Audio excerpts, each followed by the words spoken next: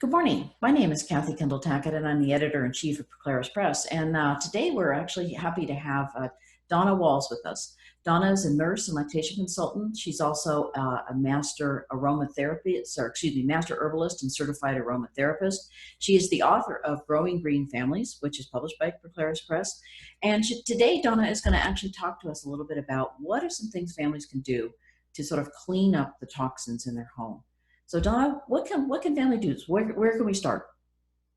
Um, First of all, I'd like to say thank you, Kathleen, for having me this morning. And I love to have a chance to talk to people so we can make families healthier. And this certainly is one of those opportunities. So first of all, there's lots of things we can do. We've got the winter coming up and lots of things that we can do to help our families stay healthier during the winter.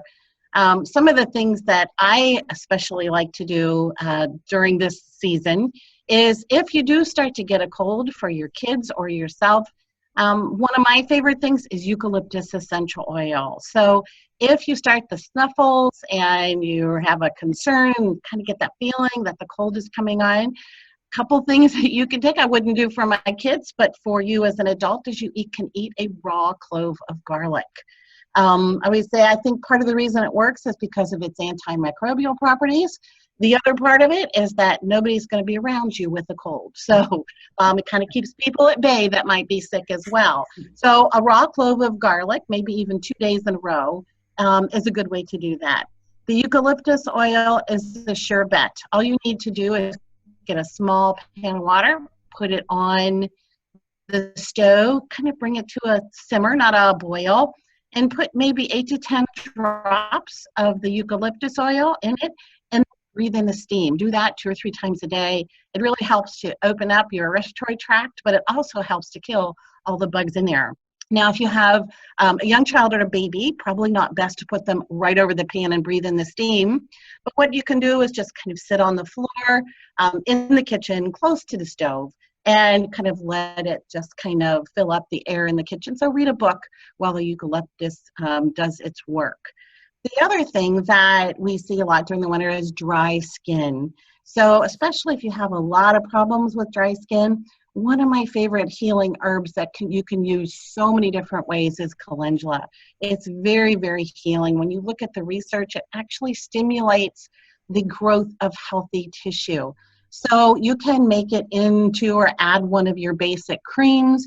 You can make your own salves. You can just make it into an infusion or a tea and then take that and put it over your skin. And if you have little rashes or any of those kind of things, it will heal it up. So it's an easy, quick, clean way to do that. One of my favorite, especially facial, is tea bags, green tea. So everybody should be drinking their green tea anyway. So instead of throwing that tea bag away, as soon as it's done steeping, take the tea bag and wipe it all over your face. Very high in antioxidants, and it's, again, a very inexpensive, clean way to keep your face clean and also to help avoid wrinkles and large pores and all those kind of things that you can spend a lot of money on in the store. So that's always helpful. So there's a couple hints to help stay healthy during the winter. Well, I think actually, especially with winter coming on, everybody really appreciates that advice. And you were talking a little bit earlier about things like, cleaners and plastics in the home. And what kinds of things should people do there? I think there are lots of concerns about the quality of indoor air, and we can do a lot to make it better. Number one is the cleaners that we have. I teach a class on this, and I always say, I think we're at the point where we should be more afraid of the chemicals than we are of the germs. Many of the cleaners are so potent and so powerful. Some of them are even on the Environmental Protection Agency's list of known carcinogens. So it's time to really rethink about what we're using. And I like to call it either kitchen cupboard cleaning or how your grandmother cleaned the house is another way to think of it. Some of the very basic things like vinegar. So mixing half and half, usually white vinegar is what people usually use, but you can use other types of vinegar as well. It's really inexpensive to buy like a gallon of vinegar, but you can get a 16-ounce bottle, fill it half with vinegar and half with, I usually use distilled water, but any water. And you've got a great cleaner. You can spritz it on anything. I think they do caution you about putting it on granite, but anything else, you're able to spritz that on. If you don't like the smell of vinegar, which many people don't, feel free to put in some essential oils, especially like maybe even 10 or so drops of lemon essential oil. Makes it smell much better and adds to the cleaning power. Or lavender or rosemary, or really kind of whatever smell you like to clean with that's going to make cleaning more appealing to you. And the essential oils also add to the antimicrobial powers that you're using. Another big concern that we have are sanitizers. And actually, there has been a warning put out by the FDA about many of the chemicals that are being used in these hand sanitizers. So especially since we're using it so much on our children, we need to really pay attention to this. So for a really quick, easy, simple clean, alternative to that, you take 1 ounce of water, distilled if you have it, you can just use regular, and add about 30 drops of lavender essential oil. When you look at the research on lavender, it's highly antimicrobial, and it smells good. And not only that, lavender kills the bad bugs, leaves the good bugs. And also, we were talking about before in the winter when our hands get so dry and chafed and cracked, the lavender will actually help heal it as well.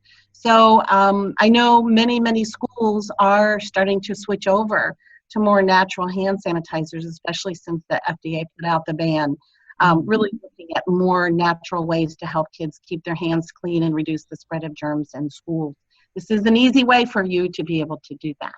Well, how would you carry something like that? I mean, because that's the thing about hand sanitizers, it's very convenient. You know, you can carry a little bottle of it. So what would be something that people would need to carry? Like a little bottle of water with some lavender in it, or is that kind I usually make it up at most craft stores or anything like that. You can get like a little 1 ounce bottle that has a little squirt top. Okay. And you can put it in that so you can just mix it up. The essential oils do have a certain amount of preservative. I do usually use like to use distilled water, but you don't have to. The distilled water just certainly makes it more stable for longer periods of time. But just get one of those little 1 ounce bottles with a squirt top, and very convenient, and your kids can keep it or whatever, especially their school, or you can keep it in your purse or your diaper bag, or wherever you keep it. So very convenient that way. Okay. Okay. That sounds like a good idea. Now, you mentioned that the vinegar is like, a great cleaner, except for things like granite, which of course, those of us who have actually granite, Yeah. are there alternative cleaners for something like that? Absolutely. And one of the things that's also another one of those old-fashioned kind of cleaners is lemon juice. Okay. So you could just take lemon juice that you would buy and keep in your refrigerator, dilute that out with water, usually do about half and half. You can do that. If you need some kind of a scrubby, rather than using some of those chemicals that they add to those, scrubby products, just use baking soda. So you can take baking soda, wet it down, scrub it. Baking soda is also a great oven cleaner, and so many of those oven cleaners have actually a skull and crossbones on the can. It's kind of scary. So all you have to do to clean your oven is spritz it with plain water, sprinkle with the baking soda on it. It will dry and kind of form a hard crust. And the next day, all you do is scrape off that hard crust, and it takes the oven grime and leftover spills right along with it. So some of the things that you already have in your house are things that you're going to be able to use to do a greener cleaning, especially of your kitchen and even in your toilet. We all know what happens when you mix baking soda and vinegar. Yeah. We taught our kids that, how to make volcanoes. How you made volcanoes. And so you can do that little volcano in your toilet. And again, toilet cleaners are another product that usually have that little skull and crossbones on it. So all you need to do is put some baking soda in your toilet, in the toilet water, and then dump in some vinegar. There's no magic amount. It doesn't have to be, I usually say I probably put maybe a half a cup of baking soda and then maybe a cup of vinegar that I pour in and watch it fizz up. I usually let it sit for a while, scrub out, and you've got a nice, clean, fresh toilet. Oh, great. These are great ideas. I think actually you've given people a lot of food for thought and some really practical suggestions. Good. So I want to say thank you for joining us today. And I hope you've actually found some information that would be useful. If you would like more details, I would actually recommend Donna's book, Growing Green Families, available on Amazon or available from berclarispress.com. Thanks so much for joining us, and we will be back soon. Thank you. Bye-bye.